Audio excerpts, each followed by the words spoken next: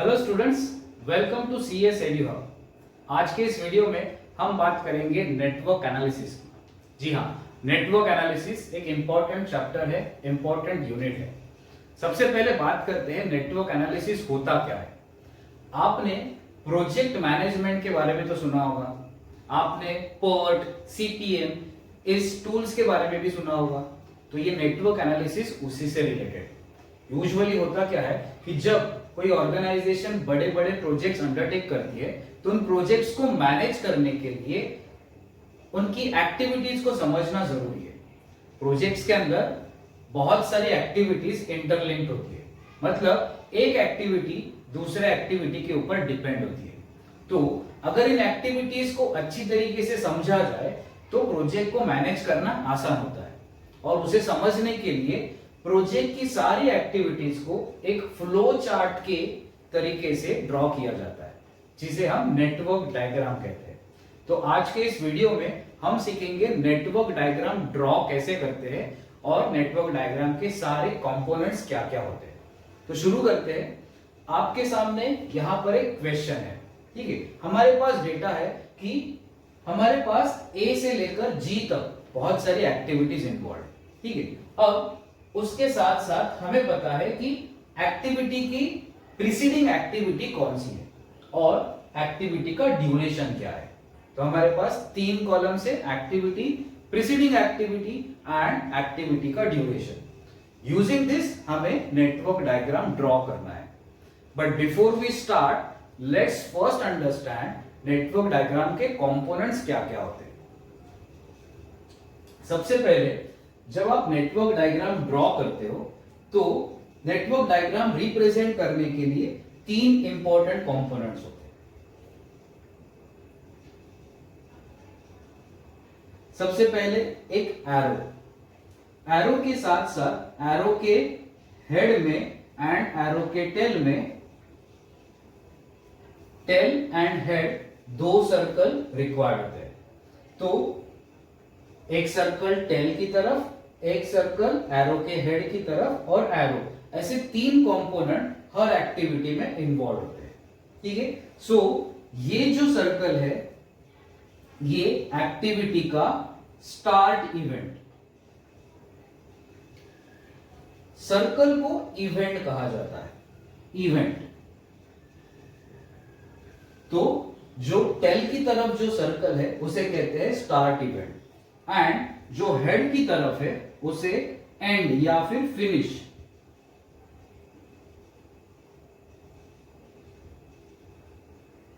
Finish event या and event.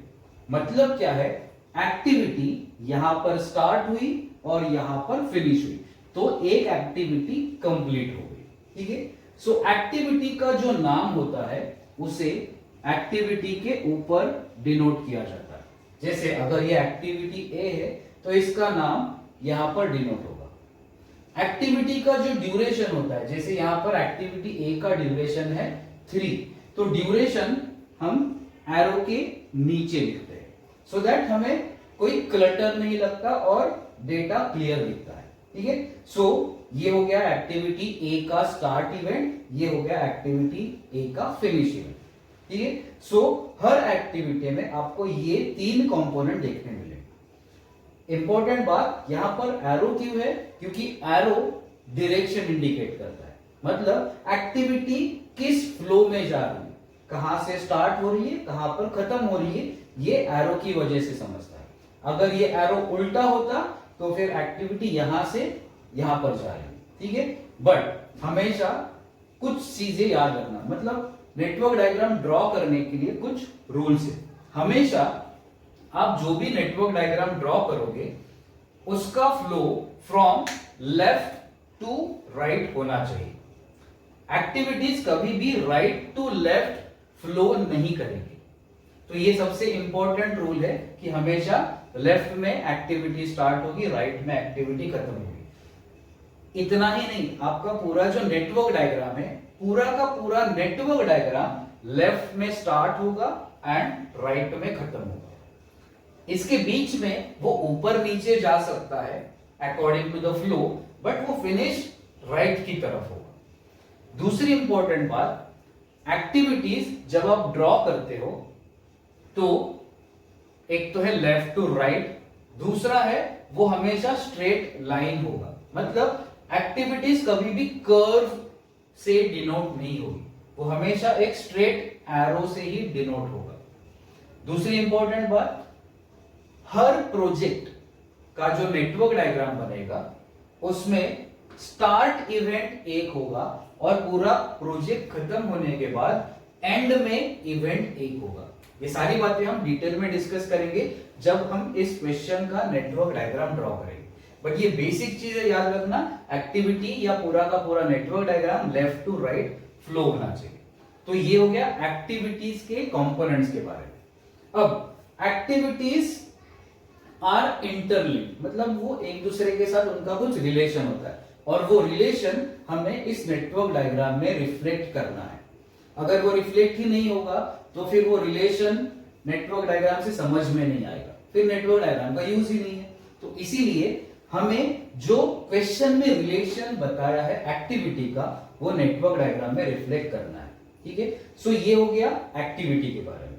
अब activities represent करने के लिए या अलग अलग रिलेशंस होते हैं जो हमें नेटवर्क डायग्राम में रिफ्लेक्ट करने होते हैं, तो उसे भी समझते हैं।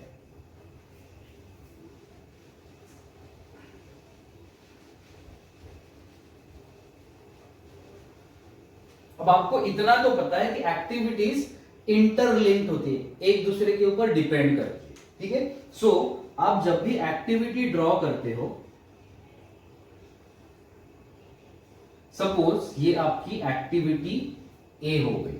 ठीक है, अब एक्टिविटी ए, इसका जो स्टार्ट इवेंट है ये आपका फर्स्ट इवेंट है, मतलब ये आपकी फर्स्ट एक्टिविटी है, इसके पहले कुछ भी एक्टिविटी नहीं है, तो इसका जो इवेंट का नंबर होगा वो 1 होगा। ठीक है, सो एक्टिविटी ए, उसका इवेंट का नंबर हो गया 1, जो है स्टार्ट इवेंट, ये आपका फर्स्ट इवेंट है पूरे प्रोजेक्ट का। उसके बाद दूसरा इवेंट आ गया, दूसरा इवेंट क्या है, एक्टिविटी ए खत्म हो गई, तो एक्टिविटी ए स्टार्ट हुई इवेंट 1 पे, यही से आपका पूरा प्रोजेक्ट स्टार्ट हुआ एंड एक्टिविटी ए खत्म हो गई इवेंट नंबर 2 पे। अब जैसे ही एक्टिविटी ए खत्म होती है, अब यहां पर आपके रिलेशन स्टार्ट होते हैं। ठीक है, सो रिलेशन क्या होता है कि एक्टिविटी ए से आपका दूसरा एक्टिविटी स्टार्ट हो गया, मे बी एक्टिविटी बी। ठीक है, तो ये रिलेशन क्या इंडिकेट करता है, एक्टिविटी बी जो है उसकी प्रीसीडिंग एक्टिविटी इज एक्टिविटी ए। तो हमें यहां पर दोनों एक्टिविटी का रिलेशन समझ में है।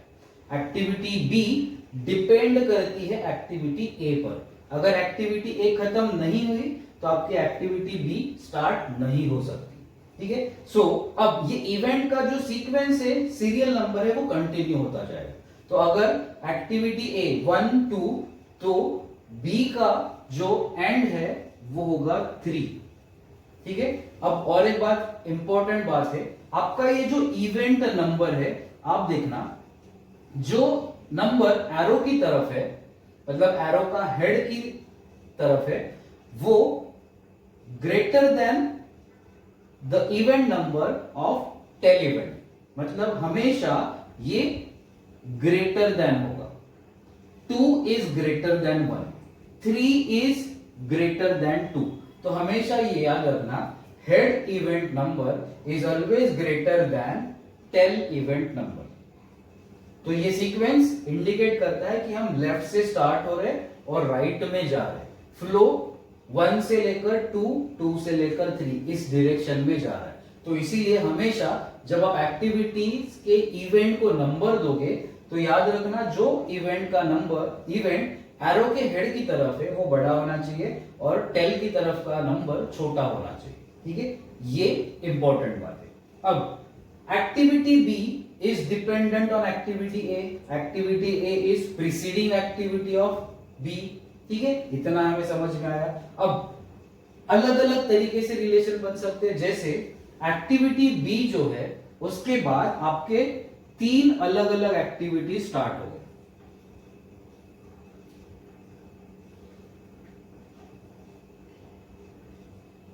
ठीक है, अब ये तीन अलग अलग एक्टिविटीज है, बट ये कब स्टार्ट हुए, जैसे ही आपका एक्टिविटी बी खत्म हो गए। तो उसके नाम हो सकते हैं सी, डी, ई, और हर एक्टिविटी को आपको एरो बनाना है, इवेंट को नंबर देना। जैसे ये 3 हो गया, 3 के बाद यहां पे आएगा 4, 5, 6, that is 4, 5 and 6। Now is it necessary कि यहां से 4 स्टार्ट होगा, फिर 5 होगा, फिर 6 होगा? It's not necessary. It depends आपके नेटवर्क डायग्राम का फ्लो किस तरीके से जा रहा है। फॉर एग्जाम्पल, अगर यहां पर सी एंड डी के बीच में और एक एक्टिविटी है जो इन दोनों इवेंट को जोड़ती है, फॉर एग्जाम्पल ये ऐसा एरो, अपवर्ड एरो, ठीक है, तो ये भी एक एक्टिविटी है। सपोज एक्टिविटी एफ, ये क्या इंडिकेट करती है कि सी एक्टिविटी स्टार्ट हो गई एक्टिविटी बी से, डी एक्टिविटी स्टार्ट हो गई जैसे बी खत्म हो गया, ई स्टार्ट हो गया जैसे बी खत्म हो गया। बट जैसे ही डी खत्म हुआ, आपका एफ एक्टिविटी स्टार्ट हो रहा है जो सी के साथ मर्ज हो रहा है, ठीक है। अब यहां पर आप देखोगे, हमें इवेंट का नंबर याद रखना है कि हेड की तरफ इवेंट बड़ा होना चाहिए, टेल की तरफ इवेंट छोटा होना चाहिए, ठीक है। सो यहां पर 4, यहां पर 5 रूल को ब्रेक करता है। Head event should be greater than tail event, but यहां पे उल्टा है, तो हमें क्या करना पड़ेगा, ये 4 हटाकर हमें यहां पे लिखना होगा 5 और यहां पे लिखना होगा 4, 5 एंड 4। ऐसे क्यों किया? क्योंकि एरो का head event should be greater than tail event. अब ये तीनों केस में फॉलो हो रहा है। यहां पर देखो 5 is greater then 3, 4 is greater then 3, 5 is greater then 4। तो इसका मतलब है कि ये आपका फ्लो करेक्ट है, ठीक है। इसी वजह से इट्स नॉट नेसेसरी कि 5, 4, 6, 4, 5, 6 ऐसा सीक्वेंस होना जरूरी नहीं है। रूल क्या है? Head event should be greater than tail event, ठीक है। तो अब यहां पर हमें पता चला कि activity F and activity C are merging together, ठीक है। जैसे ही सी खत्म होता है, एफ खत्म है, दोनों एक ही जगह पे खत्म होते हैं। तो इसे यूजुअली कैसे रिप्रेजेंट करते हैं? सी कॉमा एफ या फिर सी एंड एफ। अगर ये ऐसा रिलेशन है सी एंड एफ या फिर सी कॉमा एफ, इसका मतलब क्या है? ये दो एक्टिविटी एक दूसरे में मर्ज होने वाली है, ठीक है। तो आपको उन्हें एक इवेंट में मर्ज करना है, ठीक है। समझ में आया? अब आगे जब फ्लो लेके जाते हो तो यहां पर अलग अलग तरीके से रिलेशन बन सकते हैं, ठीक है। तो लेट्स कंसिडर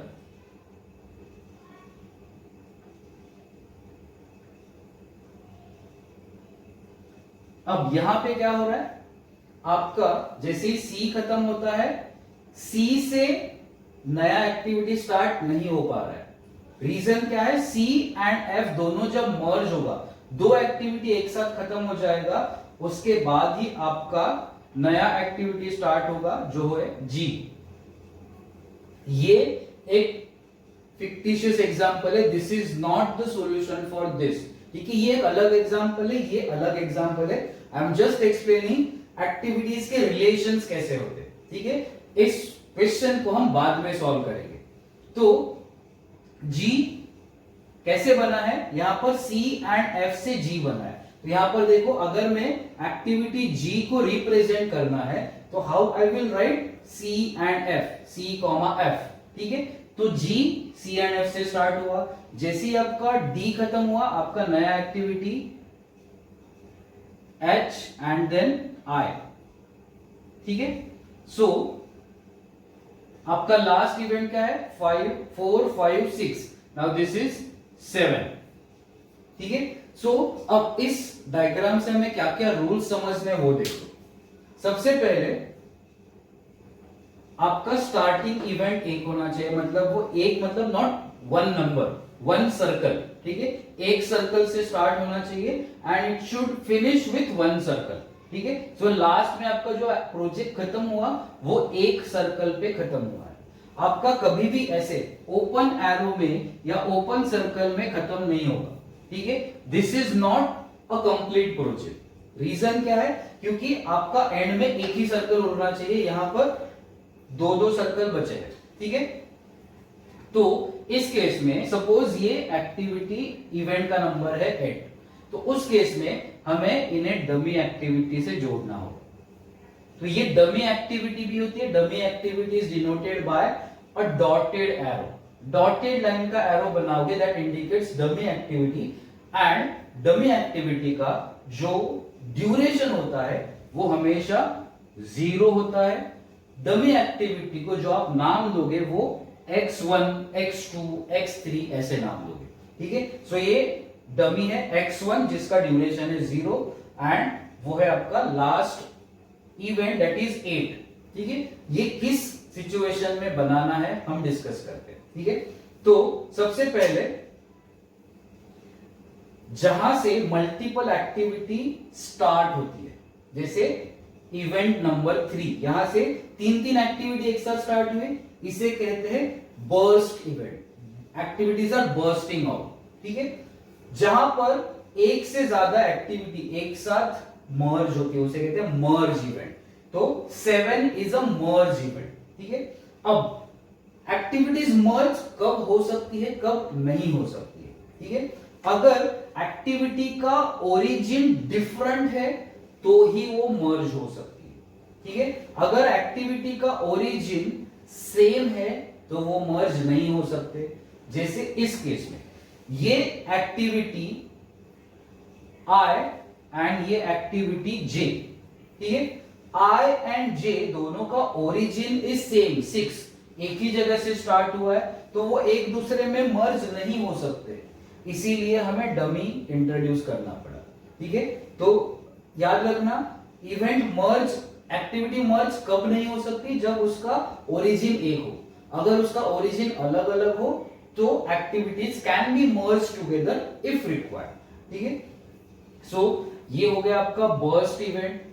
ये अगेन आपका बर्स्ट इवेंट है क्योंकि यहां से आपके 2 एक्टिविटी स्टार्ट हो रहे हैं। ये भी आपका एक बर्स्ट इवेंट है क्योंकि 2 एक्टिविटी स्टार्ट हो रहे हैं।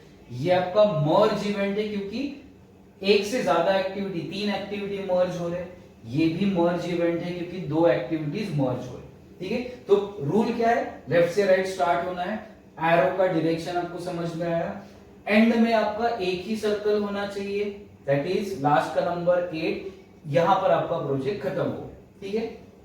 दूसरी एक बात, आपका जो प्रोजेक्ट है उसमें थोड़ी सिमेट्री होनी चाहिए। Symmetry in the sense upper part and lower part more और लेस सिमेट्रिकल होना चाहिए। बहुत ही रेयर सिचुएशन होते हैं जहां पर ये सिमेट्री पॉसिबल नहीं होती है, ठीक है। But most of the case आपको ये ट्राई करना है कि वो सिमेट्रिकल दिखे। रीजन क्या है, ह्यूमन आईज को वो समझना आसान होता है। अगर वो बहुत ही असिमेट्रिकल होगा तो उसे समझना, इंटरप्रेट करना डिफिकल्ट होता है। इसीलिए ये रूल है कि सिमेट्रिकल होना चाहिए, ठीक है। तो ये हो गया एक्टिविटीज के रिलेशंस के बारे में। नाउ इन्हीं रिलेशंस को हमें क्वेश्चंस में यूज करना है, ठीक है। सो लेट्स अंडरस्टैंड इस क्वेश्चन में हमें नेटवर्क डायग्राम कैसे ड्रॉ करना है।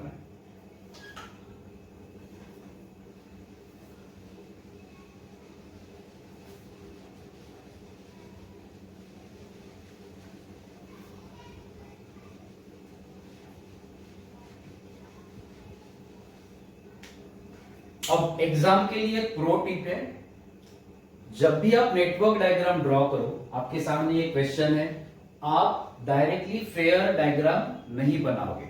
आप क्या करोगे, सबसे पहले रफ डायग्राम बनाओगे।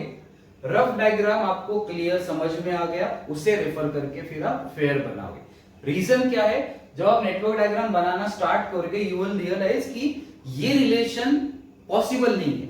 उस समय पर आप जो आपने ड्रॉ किया है उसे मिटाओगे, फिर it will waste your time and energy. Better क्या है, एक रफ डायग्राम बनाओ, उसे आप 10 बार मिटाओ चलेगा, ठीक है। सो आपके पास एक रफ पेज होता है जहां पर आप नेटवर्क डायग्राम बना सकते हो रफ में, तो वो बना लो एंड फेयर कर लो जहां पर आपको फाइनल सॉल्यूशन बनाना है, ठीक है। तो ये होगी आपकी प्रो टिप आज के लिए। Now let's start. इसका एक रफ डायग्राम बनाते हैं। अब यहां पर मैं क्या करूंगा, मैं कॉमन मिस्टेक्स क्या होती है उसके साथ बनाऊंगा। मतलब मुझे पता है सॉल्यूशन कैसे बनेगा, but I will make mistakes जो आप लोग भी कर सकते हो। लॉजिक क्या है, क्योंकि जब आप बनाने जाओगे तब मिस्टेक्स से ही सीखोगे। आपको समझ में आए कि अच्छा ये मिस्टेक है, ऐसे नहीं करना है, तो नेक्स्ट टाइम आप जब रिलेशंस बनाओगे नेटवर्क डायग्राम में तो आपको समझ में आएगा कि कैसे बनाना है, कैसे नहीं बनाना है। इसीलिए रफ में बनाना जरूरी है। तो I will start with network diagram in rough. ठीक है, तो यहां पर मैं एक रफ डायग्राम बना लेता हूं। तो सबसे पहले आप देखोगे एक्टिविटी ए। एक्टिविटी ए की प्रीसीडिंग एक्टिविटी कुछ नहीं है, यहां पे डैश लिखा है, दैट मींस उसके पहले कुछ नहीं है। उसका मतलब क्या है, activity A is the first activity जहां से आपका प्रोजेक्ट स्टार्ट हो रहा है, जैसे हमने प्रीवियस एग्जांपल में देखा था। ठीक है, तो अब मैं एक रफ डायग्राम में एक्टिविटी ए ड्रॉ कर लेता हूं। ठीक है, रफ में इसलिए कह रहा हूं क्योंकि आप ये अलग जगह पे बनाओगे। ठीक है, एक्टिविटी ए आपने बना ली। अब एक्टिविटी ए से दो अलग अलग एक्टिविटी स्टार्ट हो रहा है, एक्टिविटी बी एंड एक्टिविटी सी। ठीक है, दोनों के आगे देखोगे बी के प्रीसीडिंग एक्टिविटी इज ए, सी की preceding activity is also a. मतलब क्या है, ए से आपका दो एक्टिविटी स्टार्ट हो रहा है, तो यहां से आप दो अलग अलग एक्टिविटी ड्रॉ करोगे। यूजुअली जब एक एक्टिविटी से दो एक्टिविटी स्टार्ट होती है तो आप यूजुअली इसी वे से ड्रॉ करते हैं, सो दैट सिमेट्री मेंटेन रहे, upper part and lower part symmetrical लगे। ठीक है, सो ये आपने एक्टिविटी बी बना लिया, एक्टिविटी सी बना लिया। ठीक है, अब बी से ये जो एक्टिविटी बी है, दो एक्टिविटी स्टार्ट हो रहा है, बी से डी स्टार्ट हो रहा है एंड बी से ई भी स्टार्ट हो रहा है। ठीक है, सो लाइक आई सेड, अगर एक एक्टिविटी से दो एक्टिविटी स्टार्ट होती है तो आप क्या करते हो, ऐसे ड्रॉ करोगे। तो ये क्या बन गया, बी के बाद आपका एक्टिविटी डी बन गया एंड बी के बाद आपकी एक्टिविटी ई बन गई। ठीक है, अब आगे देखो, आगे क्या बताया है, सी एंड डी मिलाकर एफ। तो ई के बाद क्या है, एक्टिविटी एफ, बट वो कैसे स्टार्ट हो रही है, सी एंड डी को मिलाकर स्टार्ट हो रही है। Now you will realize mistake क्या हुआ है। यहां पर देखो, हमने ये एक्टिविटी डी यहां पर बना ली, एक्टिविटी सी यहां पर बना ली। अब आगे बढ़ने के लिए हमें डी एंड सी को एक साथ जोड़ना है। अगर ये हमने इस तरीके से ड्रॉ कर लिया तो ये कभी मर्ज ही नहीं हो पाएंगे। मतलब क्या है, हमें ऐसे ड्रॉ नहीं करना है। हमने A B C correct draw किया है, बट हमने मिस्टेक क्या किया है, हमने डी एंड सी को जो मर्ज करना था, यहां पर देखो डी कॉमा सी, मतलब दोनों को मर्ज करना है। तो जब दोनों को मर्ज करना है तो दोनों को दूर दूर ड्रॉ करने का लॉजिक नहीं बनता है। ठीक है, आप उसे ऐसे एक्स्ट्रा लाइन बनाकर मर्ज करने जाओगे तो वो रॉन्ग है। ठीक है, तो एक्टिविटी कभी भी एक दूसरे को कट नहीं करेंगे, और अगर मर्ज करना है तो वो साथ में होने चाहिए, आसपास होने चाहिए।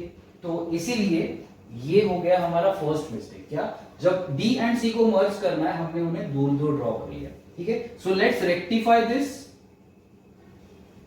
क्या करोगे, अब बी के बाद डी स्टार्ट होता है, आपको पता है सी और डी मर्ज होना है, तो क्या करोगे, बी से सी में यहां पर मर्ज हो गया, तो ये आपका एक्टिविटी डी बन गया, सी कॉमा डी, ये सी हो गया, ये डी हो गया, दोनों मर्ज हो गए। ठीक है, एंड बी से जो और एक एक्टिविटी है, एक्टिविटी ई स्टार्ट होने वाली थी, हम उसे अलग से स्ट्रेट लाइन बना सकते हैं। ठीक है, तो अभी के लिए हमने एक इश्यू सॉल्व कर लिया, क्या है, सी एंड डी को मर्ज करना था, जो हमने कर दिया। क्यों मर्ज करना था, क्योंकि आगे एफ स्टार्ट करने के लिए आपको सी एंड डी को मर्ज करना जरूरी है। सी कॉमा डी जब होगा तभी एक्टिविटी एफ स्टार्ट होगा, तो हमारा हो गया सी कॉमा डी, मतलब सी डी मर्ज हो गया। इन दोनों के मर्ज होने के बाद आपका एक्टिविटी एफ स्टार्ट होगा, तो एक्टिविटी एफ, ये था आपका एक्टिविटी ई। ठीक है, ये हो गया आपका एक्टिविटी एफ। तो क्राइटेरिया फुलफिल हो रहा है। देखो, बी से दो एक्टिविटी स्टार्ट हो रही है, डी एंड ई। ठीक है, डी एंड ई मर्ज होने वाली है, हो गई। डी सी एंड डी जो मर्ज होने वाली थी, सी एंड डी से एफ स्टार्ट होना था, हो गया, तो सारे क्राइटेरिया फुलफिल हो गए। अब आगे बढ़ते हैं, ई कॉमा एफ। अब आप बताओ यहां पर क्या मिस्टेक हुई है, ई कॉमा एफ मतलब क्या, ई एंड एफ को मर्ज करना है, तो कैसे मर्ज करोगे? अगेन अनदर कॉमन मिस्टेक, सबसे पहले आपने इन दोनों को अलग अलग ड्रॉ कर लिया, ये मिस्टेक हो गया। अब उस मिस्टेक को सुधारने के लिए आप दूसरा मिस्टेक करोगे। What is that? आप क्या करोगे, यहां पर डमी बना दोगे। हो गया shortcut, but it's a mistake, क्योंकि इसकी जरूरत ही नहीं है। जब E एंड F इजीली मर्ज हो सकते हैं तो उन्हें दूर ड्रॉ करके फिर मर्ज करना क्या ही लॉजिक बनता है। इसीलिए ये मिस्टेक है। क्या है? अब हमने जब ट्रायल एंड एरर किया तब हमें समझा कि अच्छा ये नहीं करना है, E एंड F को मर्ज करना है। क्यों E एंड F को मर्ज करना है? क्वेश्चन में दिया है तो E को अलग ड्रॉ करो, F को अलग ड्रॉ करो, उसकी जरूरत ही नहीं है। इंस्टेड ऑफ दैट हम क्या कर सकते हैं, ये अलग अलग सर्कल से एक जगह पे मर्ज कर सकते हैं। ये हो गया। तो लेट्स रेक्टिफाई द मिस्टेक।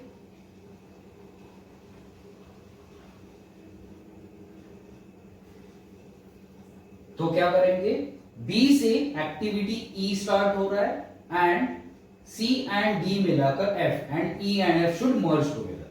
तो सिंपली दोनों को एक साथ डायरेक्टली मर्ज कर दो। ठीक है, ये हो गया आपका एक्टिविटी ई, ये हो गया आपका activity F. E and F दोनों मर्ज हो गए एंड उससे स्टार्ट हो गया आपका एक्टिविटी जी। राइट? तो ये रिलेशन समझ में है, जो हमने एरर किया उसे रेक्टिफाई कैसे किया। तो now your network diagram should look like this. एक बार चेक कर लो सारे रिलेशन फुलफिल होते हैं क्या। एक्टिविटी ए फर्स्ट एक्टिविटी, उसके पहले कुछ भी नहीं है क्योंकि यहाँ पे डैश लिखा है। उसके बाद एक से बी एंड सी स्टार्ट हुआ, ए से बी एंड सी स्टार्ट हुआ, बी से ई एंड डी स्टार्ट हुआ, सी एंड डी मर्ज हो गए, सी एंड डी मर्ज हो गए, उससे एफ स्टार्ट हुआ, एफ स्टार्ट हुआ, ई एंड एफ दोनों मर्ज हो गए, उससे जी स्टार्ट हो गया। तो सारे रिलेशन अब फुलफिल हो रहे, तो आपका network diagram is correct. Again you will see यहाँ पर सिमेट्री दिख रही है, upper part lower part symmetrical है, तो ये देखने में भी अच्छा लगेगा। अब इसे हम फेयर बनाते हैं। एग्जाम में ऐसे ही करना, आप एक रफ डायग्राम छोटा सा बना लो। अब ये सर्कल भी आपने नहीं बनाए रफ डायग्राम में तो चलेगा, आप सिर्फ ये एरोज लाइंस बनाकर सिर्फ रिलेशन समझो एंड फाइनल जब बनाओगे तो पूरा नेटवर्क डायग्राम प्रॉपर करो। ठीक है, so now let's draw the fair network diagram. इसके बाद हम सीखेंगे क्रिटिकल पाथ कैसे फाइंड करते हैं। तो जब नेटवर्क डायग्राम बनेगा उसके बाद हमारा बनेगा critical path. So let's draw a fair network diagram.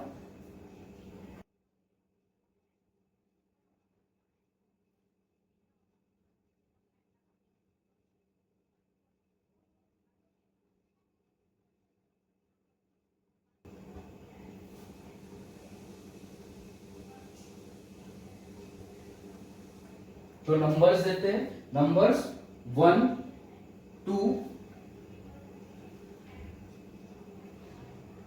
3 4 5 and 6। Activity का नाम क्या है? Activity A duration is 3, activity B duration is 5, activity C duration is 6, activity D duration is 4, activity E duration is 2, activity F duration is 5 and activity G duration is 4। ठीक है, सो ये हमारा fair network diagram हो गया।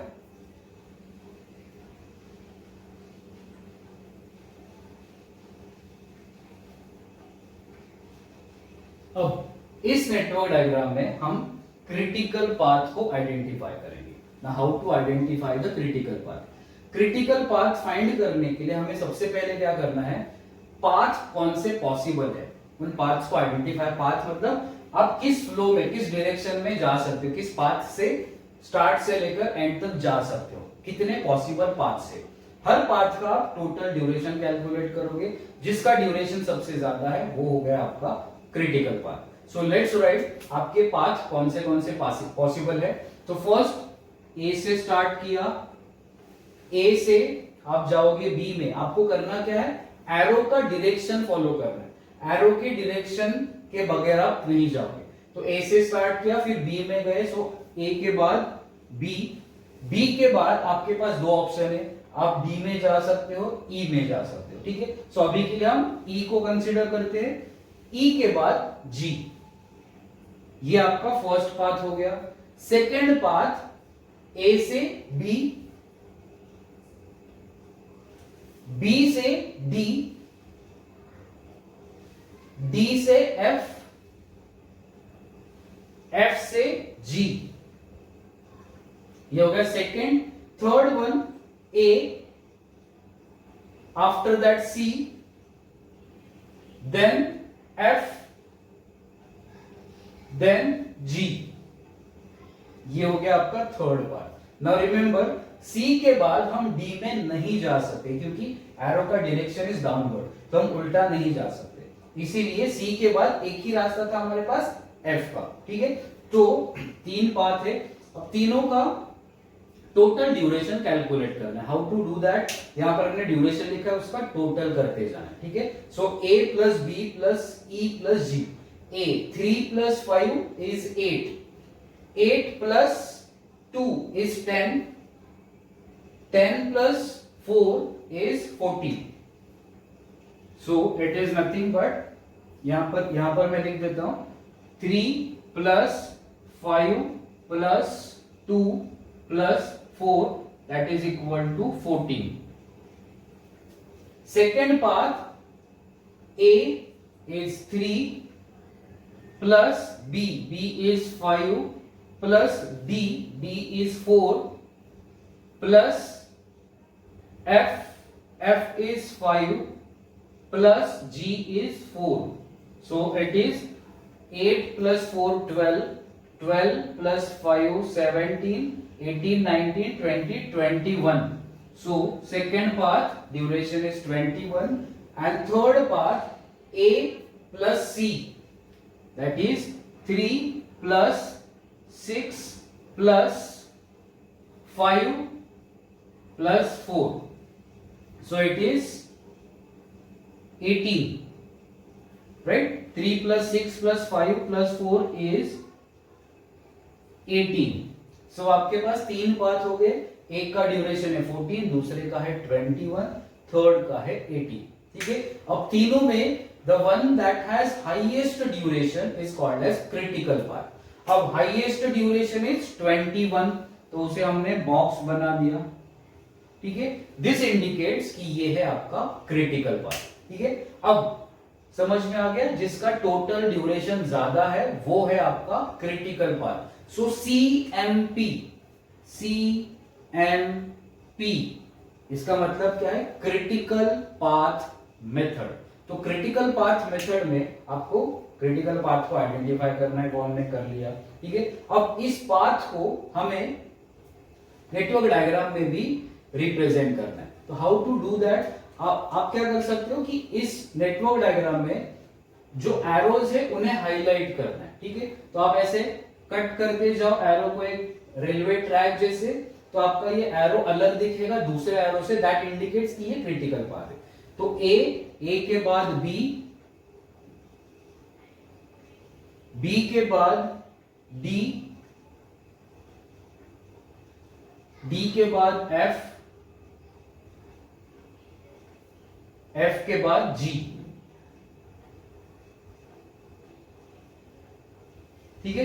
तो ये एक अलग पैटर्न दिखता है एरो का, that is called as critical path. आप कहोगे यहां पर मैं स्केल से उसको डार्क कर सकता हूं, एक स्केल से डबल एरो ड्रॉ कर सकता हूं, आप कर सकते हो, बट होता क्या है उसमें टाइम वेस्ट होता है। आप कितनी बार स्केल रखोगे, ड्रॉ करोगे, बेटर है कि आप ऐसे ड्रॉ कर लो, ये फटाफट होता है, टाइम सेव होता है, एग्जाम में हमें कम समय में ज्यादा काम करना है, तो ये जल्दी हो जाएगा। तो ऐसे ड्रॉ कर लो, यहाँ पे हाईलाइट भी हो गया, आपका ये क्रिटिकल पाथ आपने बॉक्स कर लिया।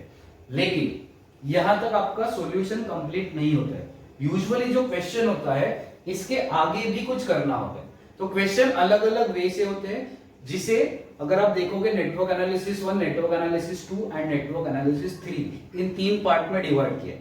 नेटवर्क एनालिसिस 1 में आपको earliest finish time, latest finish time, earliest start time, latest start time, different types of floats, ये सब कैलकुलेट करना है। ये हो गया part 1।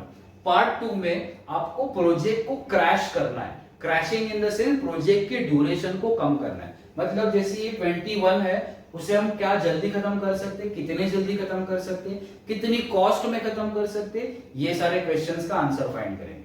And network analysis 3 part 3 जो है उसमें हमें प्रोबेबिलिटी फाइंड करनी कि अगर हमें 21 डेज में कंप्लीट करना है तो उसकी प्रोबेबिलिटी कितनी है, अगर 18 डेज में कंप्लीट करना है तो उसकी प्रोबेबिलिटी कितनी है, प्रोबेबिलिटी कैलकुलेट करना, ये थर्ड पार्ट। तो ये तीनों हमें सीखना है 1 by 1, लेकिन इन तीनों के लिए बेसिक है ये नेटवर्क डायग्राम ड्रॉ करना एंड क्रिटिकल पाथ फाइंड करना। ठीक है, जब तक आपका ये सही नहीं है आगे का कैलकुलेशन कुछ काम का नहीं। इसीलिए इस टाइप के क्वेश्चन की अच्छे से प्रैक्टिस करो।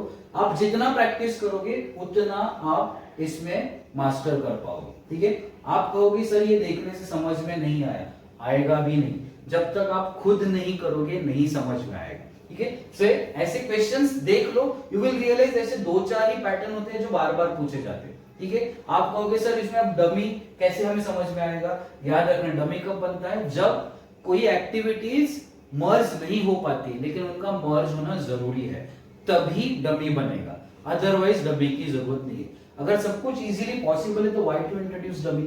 ठीक है, तो सबसे पहले देखना कि पॉसिबिलिटीज क्या क्या है, अगर कुछ भी पॉसिबल नहीं है तो फिर डमी बनेगा, लेकिन after you practice it well, क्योंकि अगर आप प्रैक्टिस नहीं करोगे ना तो आपको लगेगा हर जगह पे डमी की जरूरत है। तो टू अवॉइड दैट आपको प्रैक्टिस करने की जरूरत है। 2, 4, 5, 6 सम सॉल्व कर लो, नेटवर्क डायग्राम बना दो, फिर हम नेक्स्ट वीडियो में मिलते हैं जहां पर नेटवर्क एनालिसिस 1 का जो नेक्स्ट पार्ट है वो हम डिस्कस करते हैं। ठीक है, so all the best, thank you for watching this video, bye bye.